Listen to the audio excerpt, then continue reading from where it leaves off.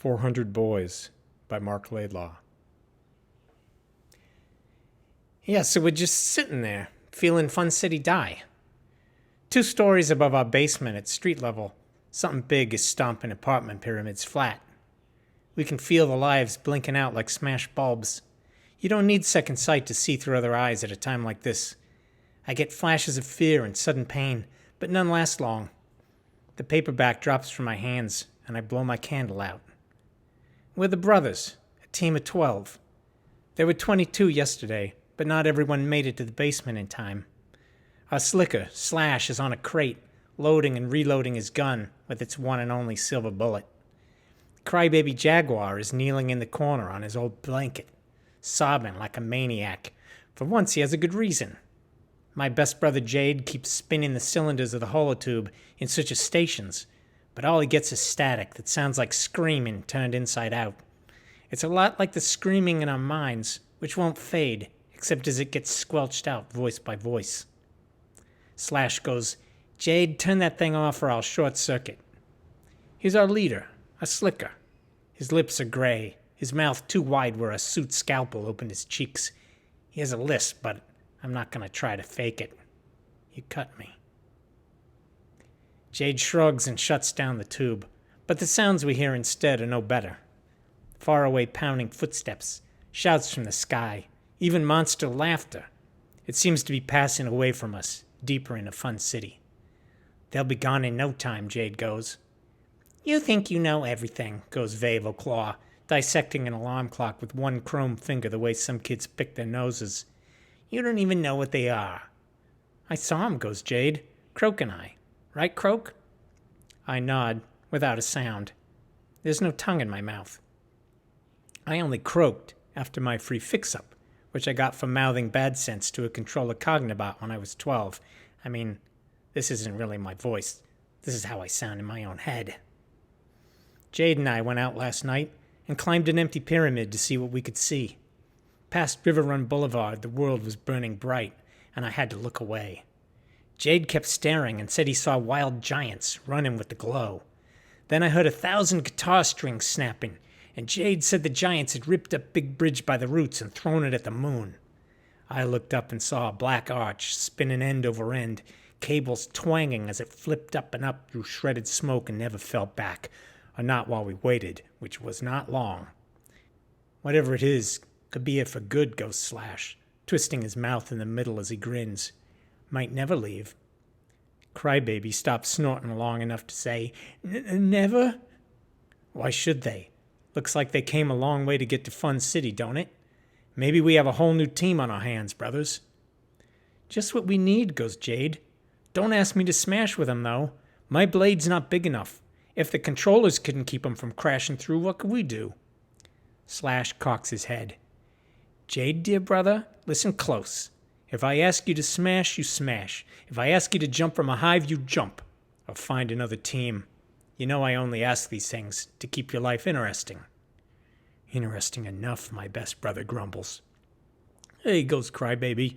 He's bigger and older than any of us, but don't have the brains of a 10-year-old. "Listen." We listen. "Don't hear nothing," goes Skag. "Yeah, nothing. They made away." He spoke too soon. Next thing we know, there's thunder in the wall. The concrete crawls underfoot, and the ceiling rains down. I dive under a table with Jade. The thunder fades to a whisper. Afterward, there's real silence. "You okay, Croak?" Jade goes. I nod and look into the basement for the other brothers. I can tell by the team spirit in the room that no one's hurt. In the next instant, we let out a 12-part gasp. There's natural light in the basement. Where from? Looking out from under the table, I catch a parting shot of the moon, 2 stories and more above us. The last shock split the old tenement hive open to the sky. Floors and ceilings layer the sides of a fissure. Water pipes cross in the air like metal webs. The floppy head of a mattress spills foam on us. The moon vanishes into boiling black smoke. It's the same smoke we saw washing over the city yesterday when the stars were sputtering like flares around a traffic wreck. Lady Death's perfume comes creeping down with it. Slash straddles the crack that runs through the center of the room. He tucks his gun into his pocket. The silver of its only bullet was mixed with some of Slash's blood. He saves it for the suit who gave him his grin, a certain slicker named Hilo. "Okay, team," he goes. "Let's get out of here pronto." Vave and Jade rip away the boards from the door. The basement was rigged for security to keep us safe when things got bad in Fun City. Vave shielded the walls with baffles, so when controller Cognibots came scanning for hideaways, they picked up plumbing in an empty room. Never a scoop of us. Beyond the door, the stairs tilt up at a crazy slant. It's nothing we can't manage. I look back at the basement as we head up because I've been getting to think of it as home. We were there when the controllers came looking for war recruits. They thought we were just the right age. Come out, wherever in free," they yelled. When they came hunting, we did our trick and disappeared. That was in the last of the calendar days, when everyone was yelling, "Hey, this is it! World War Last!" What they told us about the war could be squeezed into Vave's pinky tip, which he had hollowed out for explosive darts. They still wanted us to fight in it. The deal was, we would get a free trip to the moon for training at base English, then we'd zip back to Earth charged up and ready to go, go, go. The Sinosovs were hatching wars like eggs, one after another down south. The place got so hot we could see the skies that way glowing white some nights, and yellow in the day. Federal control had sealed our continental city tight in a see-through blister. Nothing but air and light got in or out without a password. Vave was sure when he saw the yellow glow that the Sinosovs had launched something fierce against the invisible curtain, something that was strong enough to get through. Quiet as quigs, we creep to the strip. Our block covers 56th to 88th between Westland and Chico. The street lights are busted like every window in all the buildings and the crashed cars. Garbage and bodies are spilled all over. "Ah, Scud," goes Vave. Crybaby starts bawling. "Keep looking, Croak," goes Slash to me. "Get it all." I want to look away, but I have to store this for later. I almost cry, because my ma and my real brother are dead. I put that away and get it all down. Slash lets me keep track of the brothers. At the federal pylon, where they control the programmable parts and people of Fun City, Mr. Fixer snipped my tongue and started on the other end. He did not live to finish the job. A team brigade of quasis and moofs led by my brothers sprang me free. That takes teamwork. I know the controllers said otherwise. Said we're smash-crazy subverts like the Anarchanes, with no pledge to Fun City. But if you ever listen to them, salt your ears. Teams never smashed unless they had to. When life pinched in Fun City, there was nowhere to jump but sideways into the next block. Enter with no invitation, and things worked out. I catch a shine of silver down the strip. A Cognibot is stalled with scanners down, no use to the shaveheads who sit in the pylon and watch the streets. I point it out, thinking there can't be many shaveheads left. "No more law," goes Jade. "Nothing in our way," goes Slash. We start down the strip. On our way past the cog, Vave stops to unbolt the laser nipples on its turret. Hooked to battery packs, they'll make some slick snappers. We grab flashlights from the busted monster marts. For a while we look into the ruins, but that gets nasty fast. We stick to finding our way through the fallen mountains that used to be pyramids and block-long hives. It takes a long time. There's fresh paint on the walls that still stand, dripping red-black like it might never dry. The stench of fresh death blows at us from Center City. Another alley cat pissed our block. I wonder about survivors. When we send our minds out into the ruins, we don't feel a thing. There were never many people here when times were good. Most of the hives emptied out in the fever years, when the oldies died and the kitty kids, untouched by disease, got closer together and learned to share their power. It keeps getting darker, hotter. The smell gets worse. Bodies staring from windows make me glad I never looked for Ma or my brother. We gather canned food, keeping ultra quiet. The strip has never seen such a dead night. Teams were always roving, smashing, throwing clean fun free-for-alls. Now there's only us. We cross through block after block. Bennies, Silks, Quasis, Mannies, and Angels. No one. If any teams are alive, they're in hideaways unknown. If they hid out over ground, they're as dead as the rest. We wait for the telltale psychic tug, like a whisper in the pit of your belly that another team gives. There's nothing but death in the night. Rest tight, teams, Jade goes. Wait, goes Slash. We stop at 265th in the snub-nose block. Looking down the strip, I see someone sitting high on a heap of ruined cement. He shakes his head and puts up his hands. Well, well, goes Slash. This doob starts down the heap. He's so weak he tumbles and avalanches the rest of the way to the street. We surround him, and he looks up into the black zero of Slash's gun. Hiya, Hilo, Slash goes. He has on a grin he must have saved with the silver bullet. It runs all the way back to his ears. How's suits? Hilo doesn't look so slick. His red and black lightning bolt suit is shredded and stained, the collar torn off for a bandage around one wrist. The left lens of his dark owl rims is shattered, and his buzz cut is scraped to nothing. Hilo doesn't say a word. He stares up into the gun and waits for the trigger to snap, the last little sound he'll ever hear. We're waiting too. There's one big tear dripping from the shattered lens, washing Hilo's grimy cheek. Slash laughs. Then he lowers the gun and says, Not tonight. Hilo does not even twitch. Down the strip, a gas main blows up and paints us all in orange light. We all start laughing. It's funny, I guess. Hilo's smile is silent. Slash jerks Hilo to his feet. I got other stuff under my skin, Slicker. You look like run-over scud. Where's your team? Hilo looks at the ground and shakes his head slowly. Slicker, he goes, we got flattened. No other way to put it. A stream of tears follows the first. He clears them away. There's no suits left. There's you, goes Slash, putting a hand on Hilo's shoulder.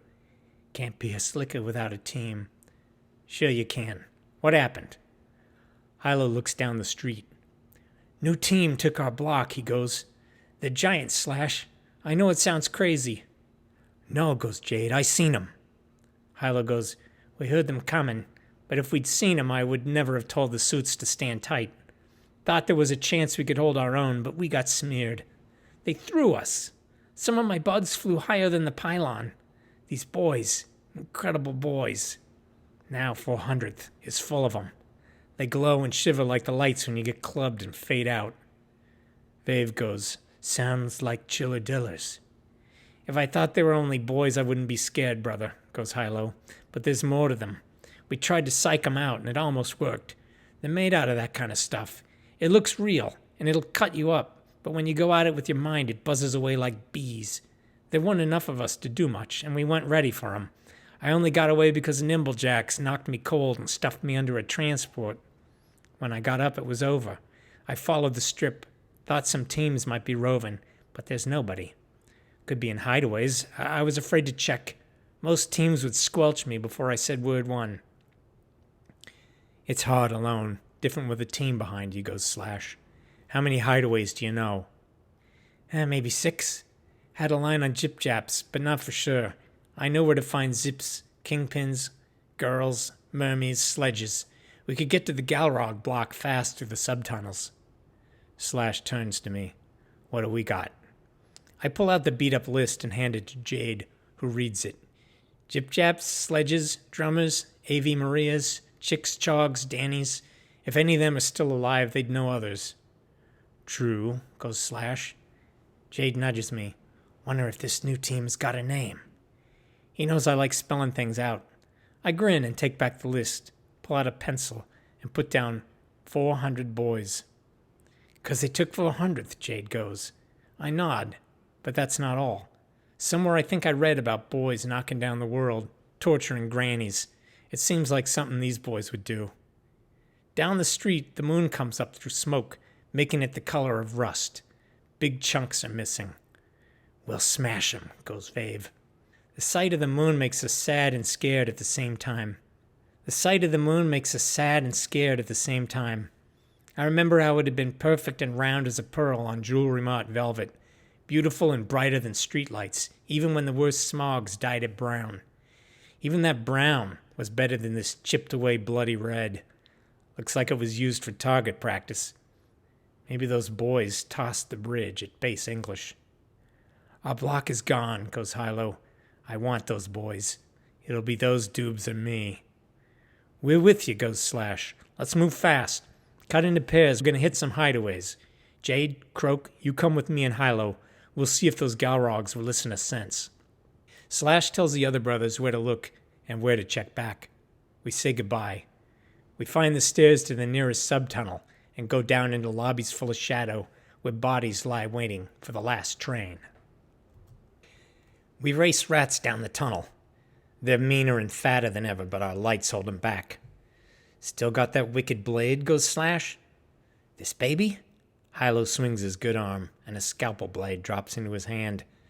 Slash's eyes frost over and his mouth tightens. It may need it, he goes. Right, brother. Hilo makes the blade disappear. I see that is how it has to be. We pass a few more lobbies before going up and out. We moved faster than we could have on ground. Now we're close to the low end of Fun City. This way. Hilo points past broken hives. I see codes scripted on the rubbled walls. Galrog signals. Wait, goes Jade, I'm starved. There's a liquor store a block away. We lift the door and twist it open easy as breaking an arm. Nothing moves inside or on the street as our lights glide over rows of bottles. Broken glass snaps under our sneakers. The place smells drunk and I'm getting that way from breathing. We find chips and candy bars that have survived under a counter and we gulp them down in the doorway. So where's the Galrog hideaway, goes Jade, finishing a Fifth Avenue bar. Just then we feel that little deep tug. This one whispers death. A team is letting us know that it has us surrounded. Hilo goes, duck back. No, goes Slash, no more hiding. We go slow to the door and look through. Shadows peel from the walls and streak from alley mouths. We're sealed tight. Keep your blades back, brothers. I never smashed with Galrogs. I see why Slash kept us away. They're tanked out with Daystars, Snappers, guns, and glory sticks. Even unarmed, they'd be fierce, with their fire-painted eyes, chopped top knots a dozen colors, and rainbow geometries tattooed across their faces. Most are dressed in black. All are on razor-toed roller skates.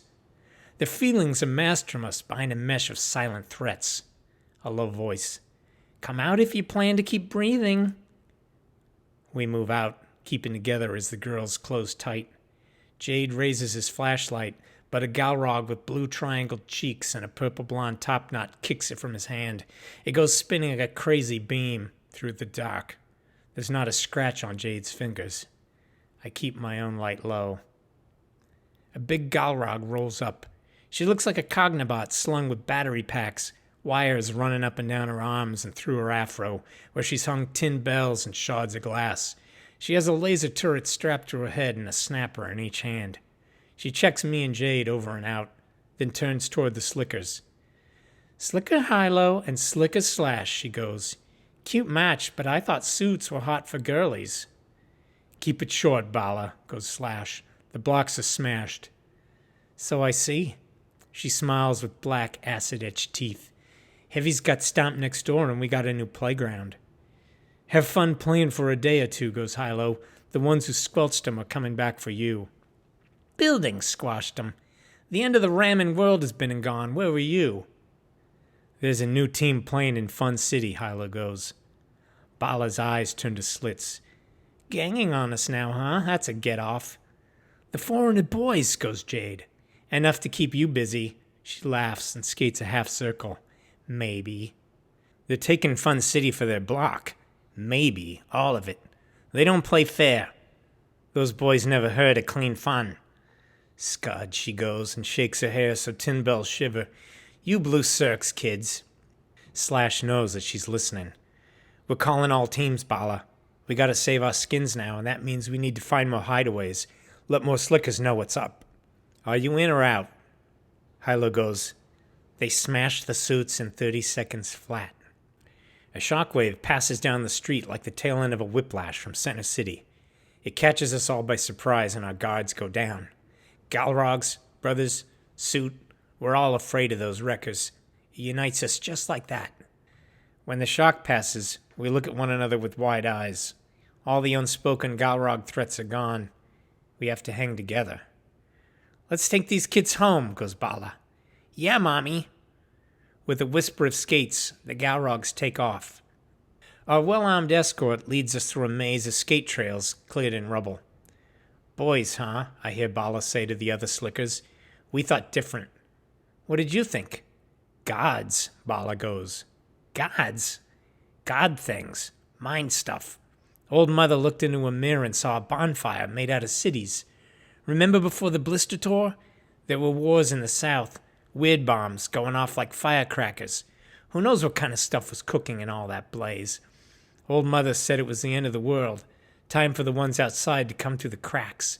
They scooped up all that energy and molded it into mass. Then they started scaring up storms. Smashing. Where better to smash than Fun City? End of the world, goes Hilo. Then why are we still here? Bala laughs. You doob. How did you ever get to be a slicker? Nothing ever ends. Nothing. In 10 minutes, we come to a Monster Mart pyramid with its lower mirror windows put back together in jigsaw shards. Bala gives a short whistle, and double doors swing wide.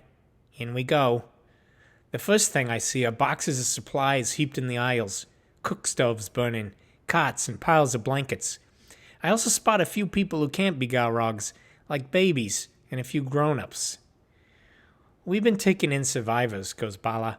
Old Mother said we should. She shrugs. Old Mother's ancient, I've heard. She lived through the plagues and came out on the side of the teams. She must be upstairs staring in a mirror, mumbling. Slash and Hilo look at each other. I cannot tell what they're thinking.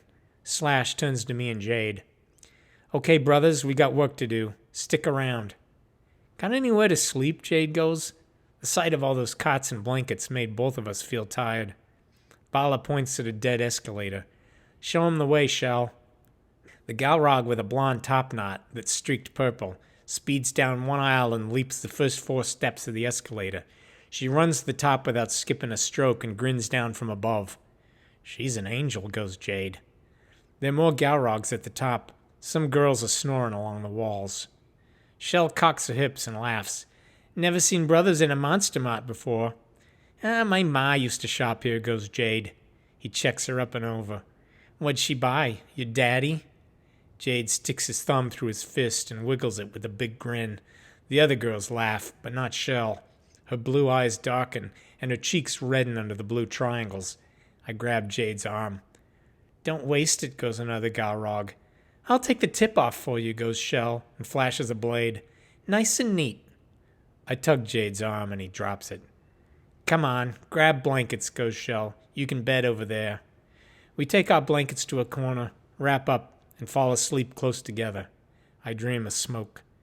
It's still dark when Slash wakes us. Come on, brothers, lots of work to do. Things have taken off, we see. The Galrogs know the hideaways of more teams than we ever heard of, some from outside Fun City. Runners have been at it all night, and things are busy now. From uptown and downtown in a wide circle around 400th, they've called all who can come. The false night of smoke goes on, no telling how long. It's still dark when Fun City starts moving. Over Hive and under street, by sewer strip and alleyway, we close in tourniquet tight on 400th, where the suits ran a clean fun block. From 1st to 1000th, Bayview Street to River Run Boulevard, the rubble scatters and the subtunnels swarm as Fun City moves. Brothers and Galrogs are joined by rap beaters, drummers, mermies, and kingpins from Piltdown, Renfrew, and the Upper Hand Hills. The Diablos cruise down with chogs and cholos, sledges and trim tones, jip-japs and A.V. Marias, tints, chicks, rockaboys, girls, floods, zips, and zaps. More than I can remember. It's a single team, the Fun City team, and all the names mean the same thing. We brothers walk shoulder to shoulder with the last suit among us. Up the substairs we march to a blasted black surface. It looks like the end of the world, but we're still alive. I can hardly breathe for a minute, but I keep walking and let my anger boil. Up ahead of us, the 400 boys quiet down to a furnace roar. By 395th, we've scattered through cross streets into the boys' block. When we reach 398th, fire flares from hives ahead. There's a sound like a skyscraper taking its first step. A scream echoes high between the towers and falls to the street. At the next corner, I see an arm stretched out under rubble. Around the wrist, the cuff is jagged black and red. Go to it, goes Hilo. We step on the 400th and stare forever. I'll never forget. The streets we knew are gone. The concrete has been pulverized to gravel and dust, cracked up from underneath. Pyramid hives are baby volcano cones that hack smoke, ooze fire, and burn black scars in the broken earth. Towers hulk around the spitting volcanoes like buildings warming themselves under the blanked-out sky. Were the 400 boys building a new city? If so, it would be much worse than death. Past the fires, we can see the rest of Fun City. We feel the team on all sides, a pulse of life connecting us. One breath. Hilo has seen some of this before, but not all. He sheds no tears tonight. He walks out ahead of us to stand black against the flames. He throws back his head and screams, "Hey!" A cone erupts between the monster buildings.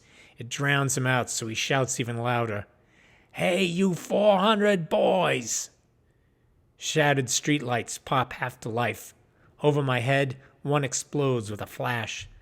"This is our block, 400 boys!" Galrogs and trim tones beat on overturned cars. It gets my blood going. "So you knocked in our hives, you boys. So you raped our city." Our world. I think of the moon and my eyes stinged. "So what?" The streetlights black out. The earth shudders. The cones roar and vomit hot blood all over those buildings. I hear it sizzle as it drips. Thunder talks among the towers. "I bet you will never grow up." Here they come. All at once there are more buildings in the street. I thought they were new buildings, but they're big boys. 400 at least. "Stay cool," goes Slash. The 400 boys thunder into our streets. We move back through shadows into hiding places only we can reach. The first boys swing chains with links the size of skating rinks. Off come the tops of some nearby hives. The boys cannot quite get at us from up there, but they can cover us with rubble. They look 7 or 8 years old for all their size, and there's still baby pudge on their long, sweaty faces. Their eyes have a vicious shine, like boys that age get when they're pulling the legs off a bug. Laughing wild, but freaked and frightened by what they see their own hands doing. They look double deadly because of that. They're on fire under their skin, fever yellow. They look more frightened than us. Fear is gone from the one team. We reach out at them as they charge, sending our power from all sides. We chant, but I do not know if there are any words. It's a cry. It might mean, "Take us if you can, boys. Take us at our size." I feel as if I've touched a cold yellow blaze of fever. It sickens me, but the pain lets me know how real it is. I find strength in that. We all do. We hold on to the fire, sucking it away, sending it down through our feet into the earth. The boys start grinning and squinting. They seem to be squeezing inside out. The closest ones start shrinking, dropping down to size with every step. We keep on sucking and spitting the fever. The fire passes through us. Our howling synchronizes. The boys keep getting smaller all the time, smaller and dimmer. Little kids never know when to stop. Even when they're burned out, they keep going. As we fall back, the first boy comes down to size. 1 minute he's taller than the hives, then he hardly fills the street. A dozen of his shrinking pals fill in on either side. They whip their chains and shriek at the sky like screaming cutouts against the downtown fires. They break past Hilo in the middle of the street and head for us. Now they're twice our size. Now just right. This I can handle. "Smash!" yells Slash. One boy charges me with a wicked black curve I can't see till it's whispering in my ear. I duck fast and come up faster where he doesn't expect me. He goes down soft and heavy, dead. The sick yellow light throbs out with his blood, fades on the street. I spin to see Jade knocked down by a boy with an axe. There's nothing I could do but stare as the black blade swings high. Shrill whistle, wheels whirring. A body sails into the boy and flattens him out with a foot full of razors and ball bearings. Purple blonde top knot and a big grin. The Galrog skips high and stomps his hatchet hand into cement, leaving stiff fingers curling around mashed greenish blood and bones. Shell laughs at Jade and takes off. I run over and yank him to his feet. 2 boys back away into a dark alley that lights up as they go in. We start after, but they've already been fixed by quasis and drummers lying in wait. Jade and I turn away. Hilo still stares down the street. One boy has stood tall, stronger than the rest and more resistant to our power. He wraps a massive club in his hand. "Come on, Slicker," Hilo calls. "You remember me, don't you?" The biggest of the boys comes down, eating up the streets. We concentrate on draining him, but he shrinks more slowly than the others. His club slams the ground. Boom! Me and some Galrogs land on our asses. The club creases a hive, and cement sprays over us. Glass sings through the air. Hilo does not move. He waits with red and black lightning bolts serene, both hands empty. The big Slicker swings again, but now his head only reaches to the 5th floor of an RX. Hilo ducks as the club streaks over and turns a storefront window into dust. The suit's scalpel glints into his hand. He throws himself at the boy's ankle and grabs on tight. He slashes twice. The boy screams like a cat. Neatest hamstringing you ever saw. The screaming boy staggers and kicks out hard enough to flip Hilo across the street into the metal cage of a shop window. Hilo lands in a heap of impossible angles and does not move again. Slash cries out. His gun shouts louder. One blood-silver shot. It leaves a shining line in the smoky air. The boy falls over and scratches the cement till his huge fingertips bleed. His mouth gapes wide as a manhole. His eyes stare like the broken windows all around. His pupils are slit like a poisoned snake's. His face long and dark. God, or boy, he's dead, like some of us. 5 drummers climb over the corpse for the next round, but with their slicky dead, the boys are not up to it. The volcanoes belch as though they too are giving up. The survivors stand glowing in the middle of their block. A few start crying, and that is a sound I cannot spell. It makes Crybaby start up. He sits down in cement, sobbing through his fingers. His tears are the color of an oil rainbow on wet asphalt. We keep on sucking up the fever glow, grounding it all in the earth. The boys cry louder, out of pain. They start tearing at each other, running in spirals, and a few leap into the lava that streams from the pyramids. The glow shrieks out of control, out of our hands, gathering between the boys with its last strength, ready to pounce. It leaps upward, a hot snake screaming into the clouds. Then the boys drop dead and never move again. A hole in the ceiling of smoke. The dark blue sky peeks through, turning pale as the smoke thins. The boy's last scream dies out in the dawn. The sun looks bruised, but there it is, high up there. "Let's get to it," goes Slash. "Lots of cleanup ahead." He's been crying. I guess he loved Hilo like a brother. I wish I could say something. We help one another up, slap shoulders and watch the sun come out, gold and orange and blazing white. I don't have to tell you, teams. It sure looks good. The end.